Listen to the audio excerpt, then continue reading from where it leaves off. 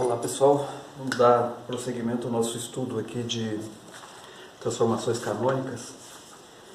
Hoje eu vou definir uma outra maneira, na verdade, de você determinar a canonicidade de uma transformação, que é através de colchetes de Poisson.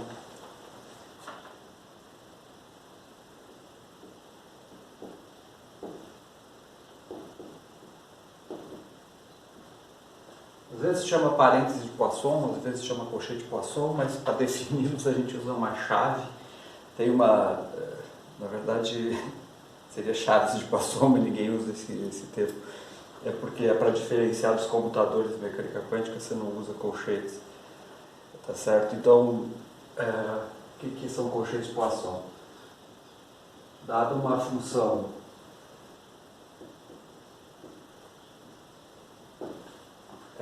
qualquer aqui,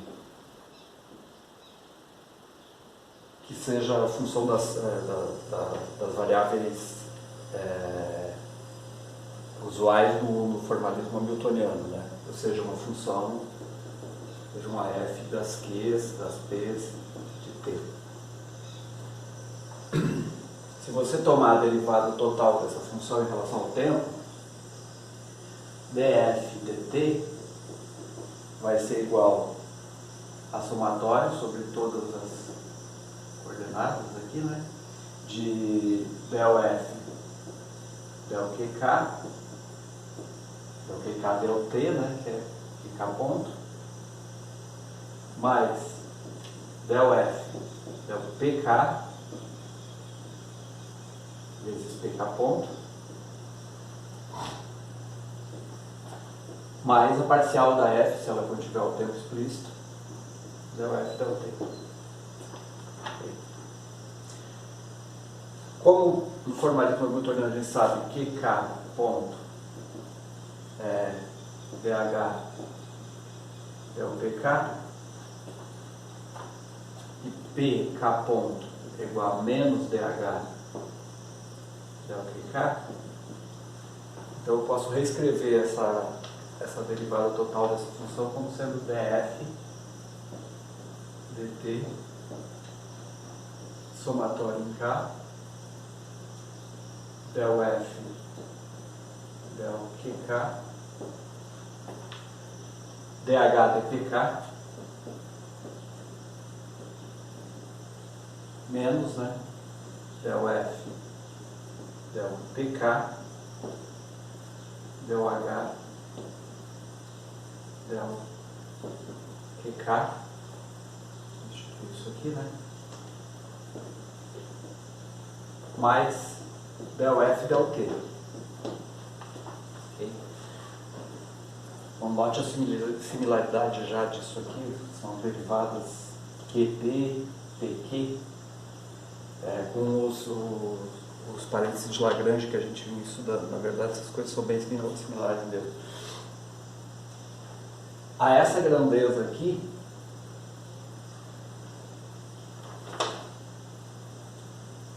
nós vamos chamar de, a gente vai usar chaves aqui, fh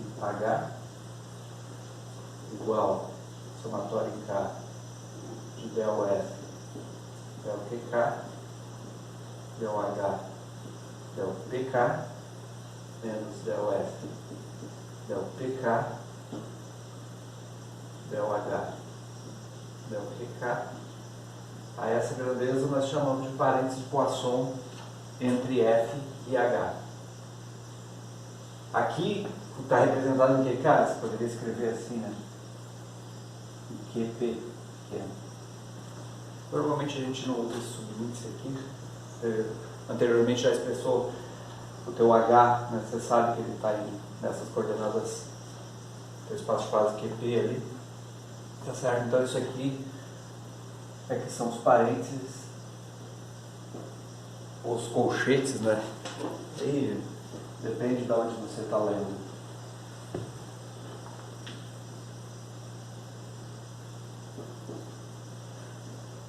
São os colchetes de Poisson, definição deles. Como eu disse, a gente usa uma chave. Então, eu posso reescrever essa equação aqui, isso aqui é f ponto, né? Como uma relação fundamental, como uma equação fundamental da mecânica, que é, pode chamar aí de equação de Poisson,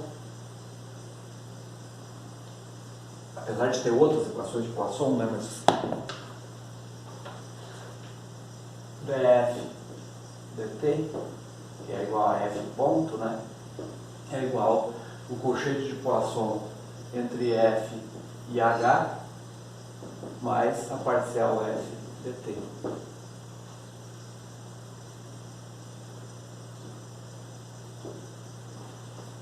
Essa equação ali contém todas as equações de Lagrange, a gente já vai ver. E todas as equações de Hamilton. E você pode usá-la como uma equação fundamental para determinar as equações de movimento de formalismo, né? Porque qualquer função que você definir que seja f, vai ter f ponto dado segundo essa relação aqui. Então, ela é uma maneira de você construir toda a mecânica clássica, tá certo? Então, de você resolver os problemas de equação de movimento, etc., a partir dessa equação. Por exemplo, se você define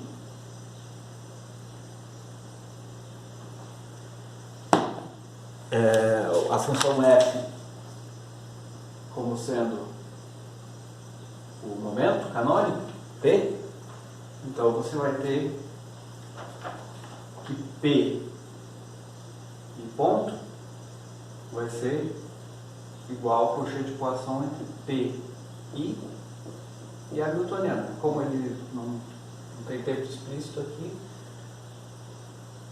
essa é uma redefinição, né, das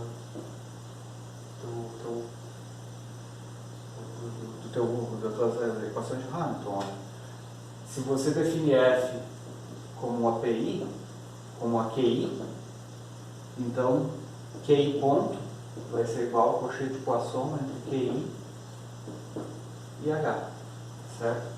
Ou se a tua f for uma função que combine Q, P, qualquer coisa assim, você pode saber a forma com que ela varia, a taxa de variação dela no tempo, né? O f ponto dela vai ser sempre dado por essa expressão aqui, sendo que o colchete de Poisson está definido lá com as derivadas, ok? Então é uma maneira de você fazer mecânica também através dessa equação. Note que dessa equação aqui decorre que se f não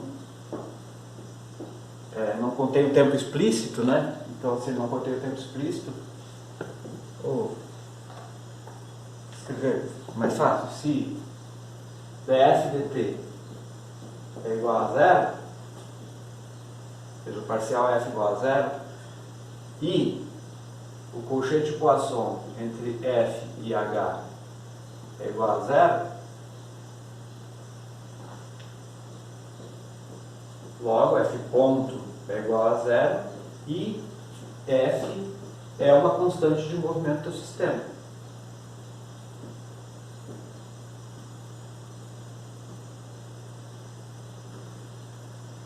Ou seja, uma maneira de você determinar a constante de movimento também é enxergar se o colchete de Poisson entre f e h dá zero, tá certo? Então, é uma maneira de você encontrar constante de movimento, porque a gente vai fazer alguns exercícios em umas outras aulas, uma maneira de tirar as leis de conservação e etc, fazendo isso, né? Buscando a função cujo colchete de Poisson é zero em relação à hamiltoniana. Essa equação aqui, na verdade, isso aqui só abrindo um parênteses, na próxima videoaula eu vou mostrar um pouquinho mais isso. Ela tem a forma similar a uma equação que é da mecânica quântica, que é a equação de Heisenberg. E lá você tem, só porque daí em relação a operadores, o A ponto aqui, esse A é um operador que pode ser uma matriz ou um operador diferencial, dependendo da representação que você está usando. E você tem 1 sobre I H cortado, o comutador de A com H, mais dA dt. Na mecânica quântica, o hamiltoniano vai ser um operador, né, que pode ser um operador matricial ou um operador diferencial, depende, pode ser representado de forma diferencial. O A é uma grandeza dinâmica qualquer, como momento angular, seja lá o que for.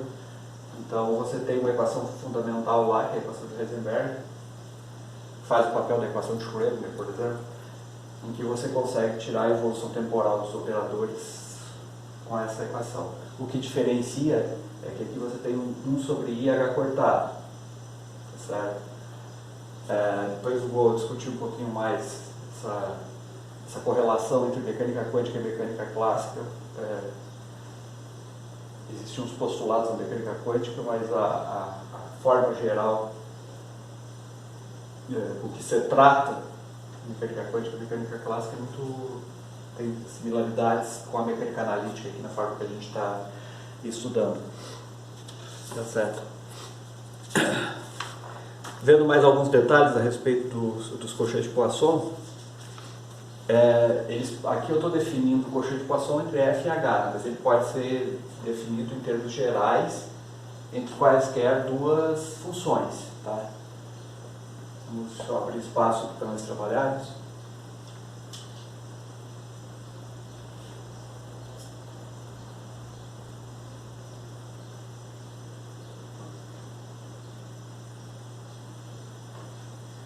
Então, em termos gerais, o colchete de Poisson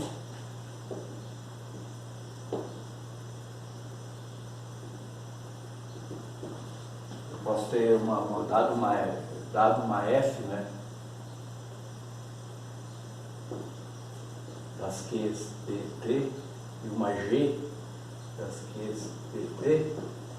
O colchete de Poisson entre F e G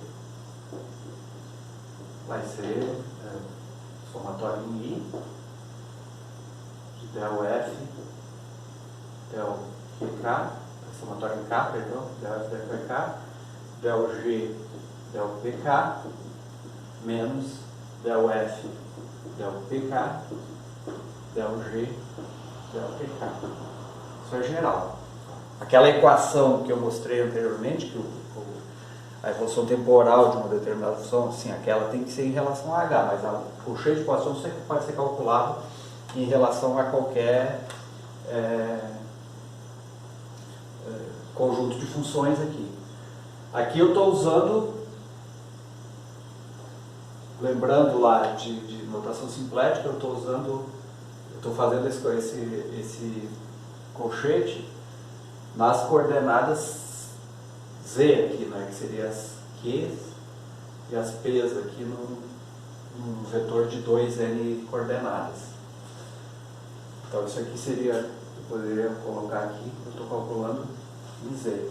Mas pode existir uma transformação canônica que leva a um ômega, que seria das Qs grandes e das Ps grandes. 2n índice, 2n elementos aqui nesse vetor. Então eu poderia definir também o colchete de Poisson entre F e G na ômega, que seria somatório em K de del F, del QK, del G, del P grande K, menos del F, del PK, del G, del QK. O que é interessante, e daí você pode usar, a partir disso você pode usar os colchetes de Poisson para testar se a transformação é canônica,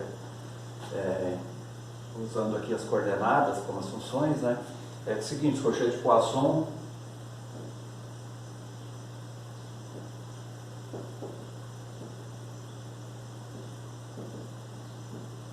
são invariantes por transformação canônica.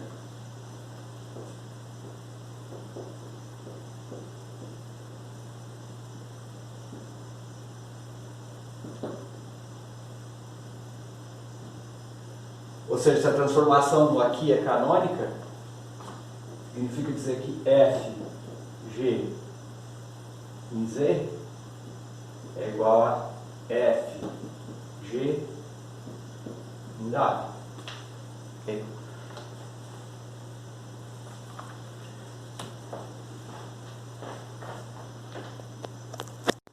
Então, para demonstrar isso, vamos ter que dar que seja que você volte para a videoaula anterior, eu acho, que a gente fez alguns cálculos usando a notação simplética, né? Mas para demonstrar isso, você pode fazer o seguinte, ó, demonstrar que eles são invariantes, né? De transformação canônica. Cada termo df, dz, r, eu posso usar uma regra da cadeia aqui para conectar com o espaço ômega, né? Eu posso escrever como somatório em S igual a 1 até 2n lá, né? Que é um vetor inteiro lá. d ômega de S, dz de R, df, d ômega de S.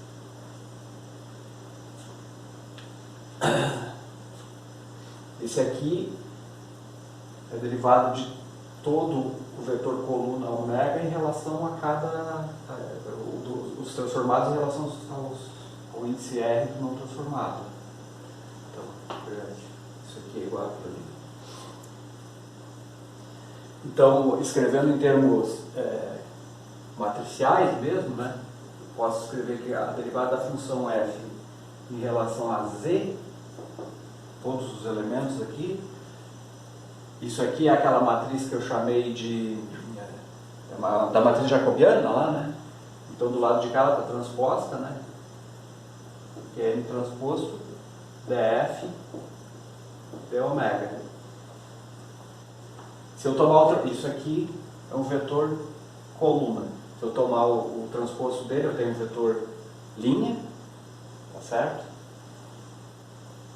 Então df dz transposto é igual, aí é o transposto disso vezes a matriz aqui, né? Então é del f del ômega transposto vezes a matriz jacobiana. Okay?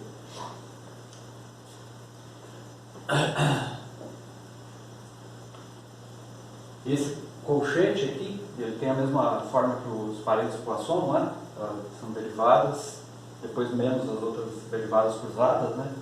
Ele é f, g em torno de z, ele pode ser escrito como del f, del z transposto, aquela matriz J, né?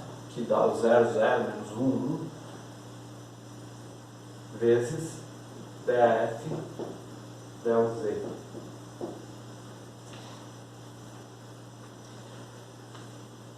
Então eu posso usar isso aqui, ó, posso colocar essa forma aqui, e aqui, essa forma aqui, certo? Então, f, g, z,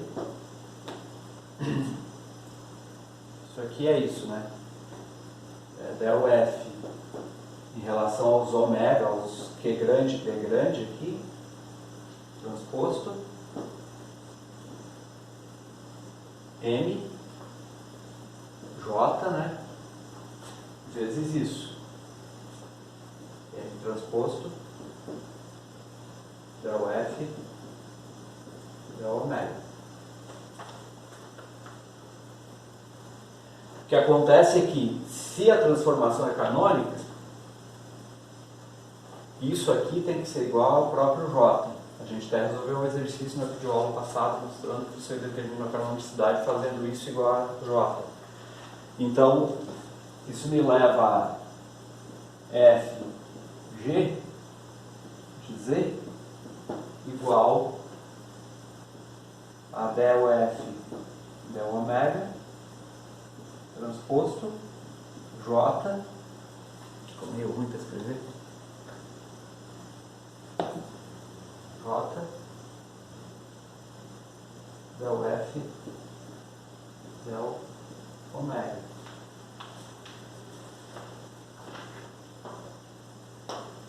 Esse aqui é o colchete de Poisson entre F e G, calculado nas coordenadas não transformadas. Esse aqui é o colchete de Poisson entre F e aqui eu tinha que ter, que é G, né? Evidentemente. Aqui eu tenho que trocar esse índice aqui, né? E esse aqui também, né? G, ok? Então esse aqui, G. Não estou falando entre F e F, estou falando entre F e G. Então essas aqui são as derivadas da F em relação a Z, essas aqui são as derivadas da G em relação a Z, promediados por esse J aqui, você tem a transformação. Então, isso aqui é o próprio colchete de Poisson entre F e G, calculado nas coordenadas transformadas, né? Esse W aqui é as Qs e as Ps grandes. E esse aqui é as Qs e as Ps pequenas, tá certo?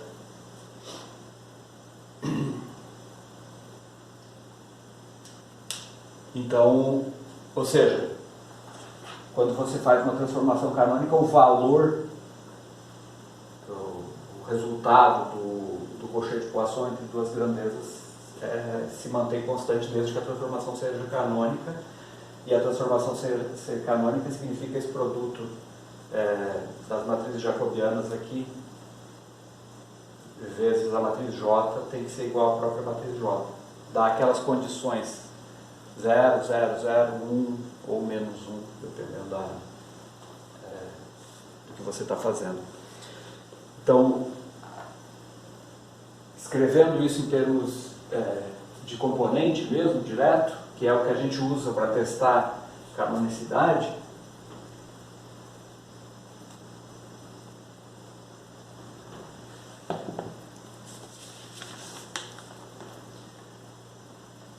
você tem QI com QJ, mesmo com o mesmo critério que já apareceu nos parênteses Poisson. QP tem que ser igual a 0. PI no PJ, isso aqui são coordenadas em momento transformados, né? Calculados em relação aos não transformados aqui, tem que ser igual a 0. E QI com PJ, entre Q e P, tem que ser igual a delta de J. Ou seja, por exemplo, QX, PX dá 1. QX, PY, 0. E assim por diante. Essas relações aqui são as relações fundamentais aí, em relação aos colchetes, colchetes de Poisson. Okay? A gente chama de relações canônicas. Em mecânica quântica existe um conjunto de relações exatamente similares para os operadores daí, x, px, y, py, etc. Note que o par canônico, seja ele, esse colchete eu posso inverter também, né? Fazer QP em relação ao Q pequeno, P pequeno em relação ao grande aqui, né? O par canônico, por exemplo, QX, PX, dá 1 aqui. Já QX, PY, dá 0. E assim por diante. Então, o colchete de Poisson entre o par canônico tem que ser sempre igual a 1. Tá? Entre outras coordenadas, igual a 0. Colchete QX, QY, QX, QZ, PX, PY, PX, PZ, etc.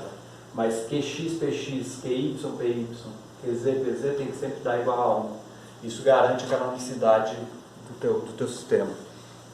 garante que você, se você está fazendo essa transformação, você continua fazendo uma física que faça sentido. Para a gente testar aqui, fazer um exercício,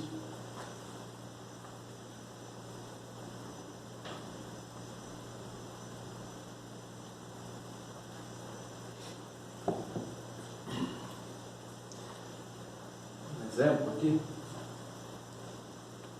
eu vou pegar a seguinte transformação, Q igual a ln de seno de P sobre Q, P igual a Q cotangente de P, só duas dimensões aí, só uma dimensão. Então só tem uma dimensão, eu teria que testar só Q com Q, né? Mas Q com Q vai dar zero, porque vai ser a derivada da mesma função menos a derivada cruzada da mesma função, né? Então não tem por que testar. Então eu só preciso testar Q com P, ou seja, só isso aqui. Isso aqui seria um Q1 com P1, né? Tem que dar igual a 1, e isso garante a canonicidade. Então, coxa de Poisson de Q com P tem que ser igual, vai ser igual a dq, dq, dp, dp menos dq, dp, dp, dq. E isso aqui tem que ser igual a 1 se essa transformação é canônica. Se for o Q com Q, né, como eu estava falando aqui, né, testar Q com Q vai dar zero. Vai ser dq, dq, dq, dp menos dq, dp, dq, dq. Claro que vai dar zero. P também. A única que você tem que testar nesse caso unidimensional é sempre o cochete QP. Eu vou fazer aqui as derivadas, né?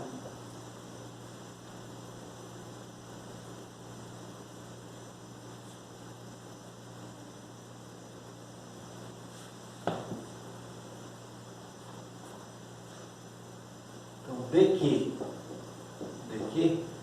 igual a menos dq pequeno vai ser menos seno de P, isso aqui é ln, né, o linha sobre U,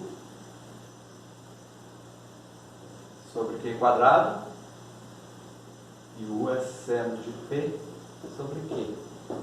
Então isso aqui é menos 1 sobre Q.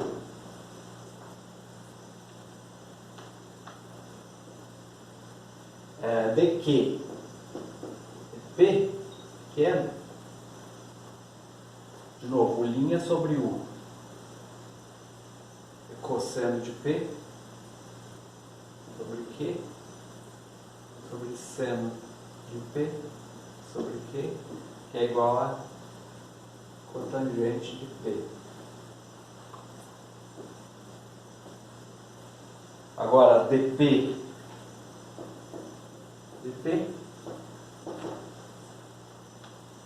igual a menos Q seno ao quadrado de P, e dp vai dar cotangente de P, certo?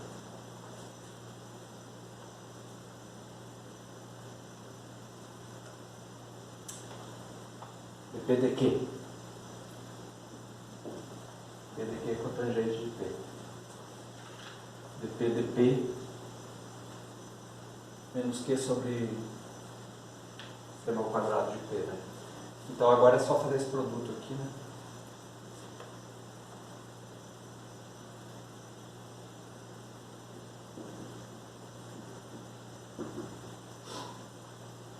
Pode fazer aí no seu caderno, então multiplica isso, você vai ver que dá essa conta que dá 1, ou seja, é canônica.